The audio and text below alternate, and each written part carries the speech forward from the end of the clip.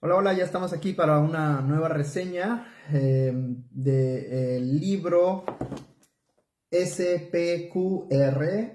de la autora británica Mary Beard. SPQR es un acrónimo que significa Senatus Populesque Romanus, que es el Senado y el pueblo romano, el nombre oficial por el cual se conocía a la República Romana. Y es un libro que fue publicado originalmente en 2015. Esta es la edición de 2019 en español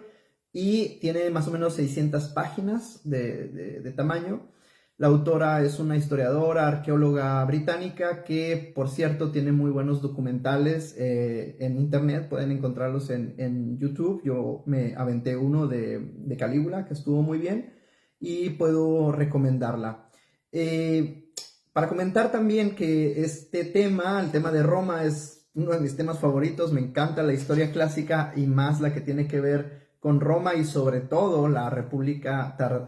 Romana en general. Así que pues ya era como un cierto, ya tenía ventaja este libro porque he decidido que esto es lo mejor que he leído hasta lo que va del año, que es más o menos la mitad. Y estoy muy feliz porque hasta ahorita solo tenía el peor libro de lo que he leído desde de lo que va del año, que es Joseph Campbell, el héroe de mil rostros, y por lo menos hoy he encontrado mi libro favorito de lo que va del año, que es este mismo SPQR. Vamos a hablar de lo que me gusta primero del libro, que es casi todo me ha gustado, sobre todo la estructura. No es su típico libro cronológico, va siguiendo una cronología, pero va de brinco para enfrente y para atrás. De hecho, comienza el relato con la conspiración de Catilina que ocurre en la época de la República Tardía, en el consulado de Cicerón, más o menos en el 63 a.C. Y me agrada porque no es la típica estructura de empezar por el comienzo, etcétera, aunque luego la autora va a regresar a explicarnos la fundación mítica de Roma con los dos hermanos que son amamantados por la loba, el fratricidio entre Rómulo y Remo, también la historia de que Eneas escapa a la guerra de Troya para fundar Roma, etcétera. Todo esto se toca, pero no de entrada, por así decirlo, sino que nos brincamos a la etapa de la República Tardía con la conspiración de Catilina, donde el mismísimo Cicerón, personaje que no me cae muy bien, como ya saben, va a enjuiciar a Catilina y a sus colaboradores y los va a ejecutar y se va a autonombrar el salvador de la República, ¿no? Y este mote de republicano le va a perseguir pues hasta nuestros días, donde mucha gente sigue pensando que Cicerón es toda una, no sé, una fuente o un referente democrático, cuando pues era simplemente un oligarca oportunista. Pero bueno, el libro, la estructura la maneja muy bien, aunque tiene también una línea cronológica al final que nos ayuda a ubicarnos. Tiene también ilustraciones y fotos a color al final y otras cuantas en blanco y negro dentro del libro que nos ayudan también a contextualizarnos en todo lo que comenta la autora, ¿verdad? Otra cosa que me gusta de esta autora es que maneja muchas fuentes directas y que sobre todo comenta sobre la vida y las circunstancias en las que escribieron estos autores de ese tiempo, como Tito Livio, Saluzio, Plutarco, Suetonio, etcétera, y los mismos protagonistas de la historia como Julio César o Cicerón, que escribieron no como historiadores, pero como comentaristas de su tiempo y que para nosotros obviamente son fuente de valiosa información como si fuesen historiadores. Entonces esa es una gran parte, que no es solamente un libro que abreva sobre otros libros de Roma, sino que va directamente a las fuentes históricas de ese tiempo. Pero la parte que más me ha gustado es que la autora maneja un punto de vista económico o desde el modo de vista del modo de producción de la Roma. La autora es una pensadora liberal cercana al Partido Laborista de Inglaterra, de Gran Bretaña, entonces me parece que ella hace un buen ejercicio en mostrar no solo la cuestión romántica de la historia romana, sino también las dinámicas sociopolíticas y económicas que llevaron a los grandes cambios en la estructura del Estado romano. De hecho, la autora señala, y lo he leído en otros textos, me parece también muy lógico, que desde que Roma vence a Cartago por segunda ocasión en la Segunda Guerra Púnica, más o menos en el año 200 a.C., se puede hablar precisamente ya de una cierta estructura imperialista dentro de la República. La República en sustancia, más bien en forma, es un sistema político hasta cierto punto democrático, entre comillas, pero de facto administra un imperio fuera de su propio territorio, ¿no? Con la obtención de la península Hispania, la provincia de Hispania, perdón, que le arrebata a Cartago, y con ella, pues los recursos minerales, naturales y sobre todo humanos que en el modo de producción esclavista, pues es el recurso de los recursos, ¿verdad? Y aquí nos presenta la autora, dándonos ese contexto de la expansión imperialista de la República Romana, nos presenta los dos grandes personajes que son siempre referentes en cuanto a la lucha social de la República tardía, que son los hermanos Graco. Tiberio Sempronio Graco y su hermano menor Cayo Sempronio Graco, que a veces se pierden en la historia, lamentablemente, y con estos romanticismos, y sobre todo con la nueva serie de televisión de Spartacus, pues a veces se romantiza demasiado la lucha que directamente la clase explotada esclava llevó a cabo en contra del Estado romano, que fue derrotada, como sabemos, después con Craso a la cabeza de las legiones romanas, pero que dentro del Estado romano, dentro de los habitantes del Senado, de la high class romana, también había disidentes que proponían una reforma profunda del Estado romano que se fueron llamados en aquel tiempo los populares, porque supuestamente, o al menos los contendientes, los adversarios, les achacaban que querían favorecer al populus, o sea, al pueblo común y corriente, siendo los adversarios los optimates, o sea, los mejores, ¿no? Muy modestos estos muchachos que se decían llamar optimates, entre ellos Cicerón, por supuesto. Y esta es la historia realmente de la lucha entre reformistas y conservadores en la República Romana. Es una lucha netamente política que tiene origen en las estructuras económicas del régimen esclavista. La autora señala sobre esto, y cuando habla sobre los Graco, lo siguiente, dice que Tiberio Graco,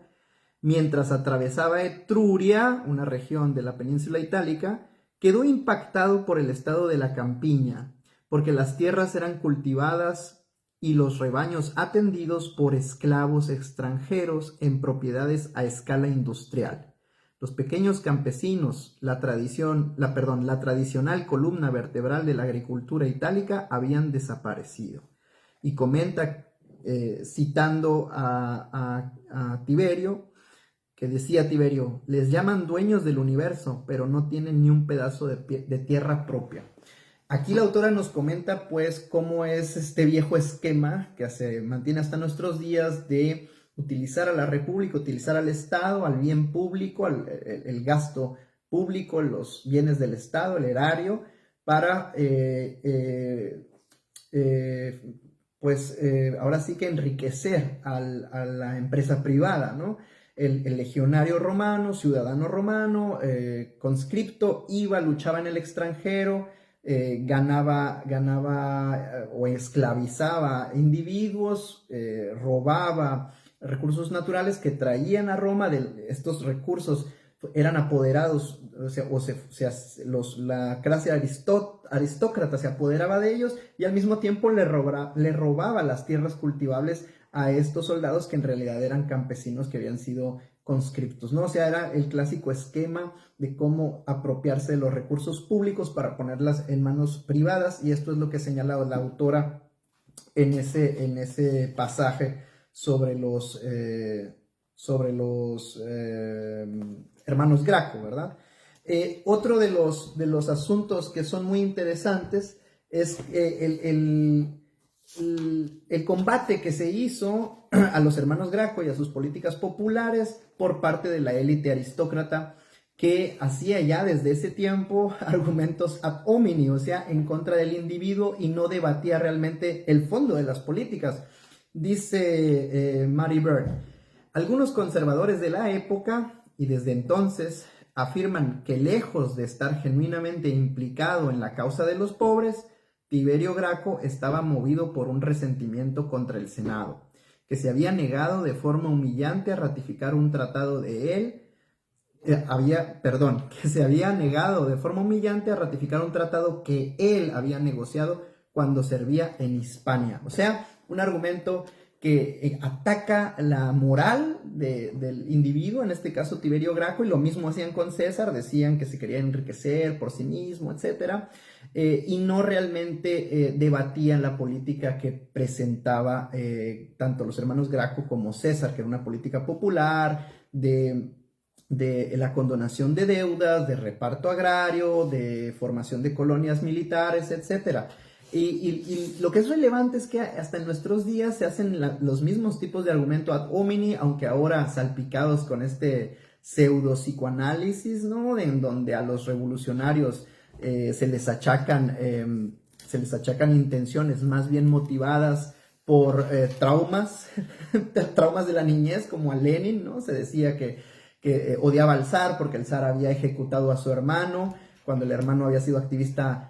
anarquista y que había atentado contra la vida del zar, o el mismo Fidel Castro, que Fidel Castro tenía un complejo contra el padre porque el padre quería que fuese un abogado y por eso se había alzado contra la república. Bueno, tenemos muchos ejemplos en la historia, incluido el de César, por ejemplo, donde se hacen estos análisis simplistas, ¿no? Pseudo psicoanálisis, en donde se busca